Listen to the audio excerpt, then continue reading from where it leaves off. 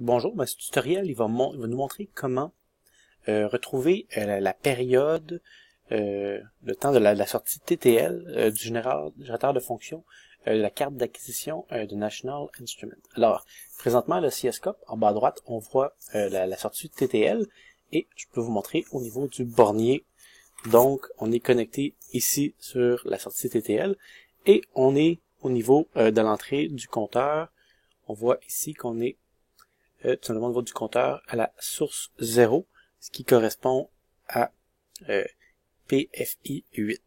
Alors, on est tout simplement connecté là et on a aussi connecté la mise à la Terre, ce qui n'est pas nécessaire parce que c'est la même mise à la Terre, mais plus tard, ça va devenir nécessaire, alors on a aussi connecté ça.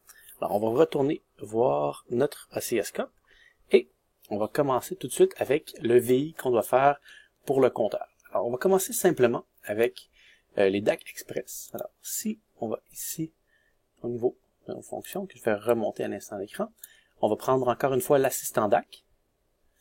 Et l'assistant DAC va nous permettre donc de faire l'acquisition de signaux. Alors, on veut bien entendu acquérir des signaux. Et là, on n'a jamais encore utilisé ça, mais ça va être les entrées de compteur. Là, on voit, on a plusieurs options. Donc, le comptage du nombre de fronts, la fréquence, la période. Nous, ce qu'on veut présentement faire, c'est la période, mais si on veut faire la fréquence, on peut vraiment vérifier ce qu'on veut, la largeur de l'impulsion, la demi-période, la durée entre deux fronts. Bref, nous, ce qu'on va aller mesurer ici, c'est la période, c'est ce qu'on veut faire. Ici, on va choisir le compteur 0. Si on retourne ici, on va aller en bas à droite, on a le compteur 0 et le compteur 1, alors on voit vraiment ici la source 0. Et si je remonte un petit peu ici, j'ai le compteur 1 qui est juste en haut, la source 1. Nous, on a le compteur 0, alors on va prendre le compteur 0. Et on va cliquer sur terminer. Là, on va tout simplement venir choisir plusieurs options.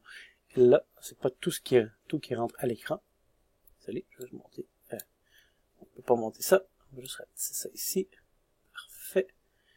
Là, ici, on peut tout simplement choisir le terminal d'entrée. On va choisir donc le 8. On peut aussi choisir les paramètres en termes de valeur maximale de période et minimale de période. Alors, une période maximale, on peut facilement aller à 100 millisecondes.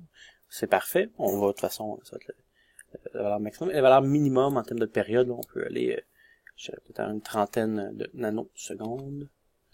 Fait que 30 nanosecondes. Et c'est parfait, on a un compteur basse fréquence, donc on va cliquer OK. Et on va générer le code. Et là, la view. On va générer ce code-là. Parfait. Et là, on peut tout simplement créer ici un indicateur numérique. On va aussi mettre le tout dans une boucle.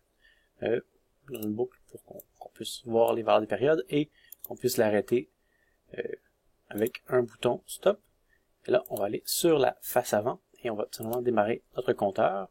On va l'arrêter pour avoir donc, la période ici. Et là, on voit vraiment notre période, donc autour de 6 millisecondes. Et même chose aussi qu'on mesure ici. Là, si je joue avec le générateur de fréquence, on peut faire varier les deux périodes. Donc, ce que je vais faire à l'instant, on va raccourcir la période et on voit qu'on est rendu autour de 5.3. Même chose au niveau du compteur. Donc, on a bien fait un VI qui nous permet d'obtenir la période de notre TTL.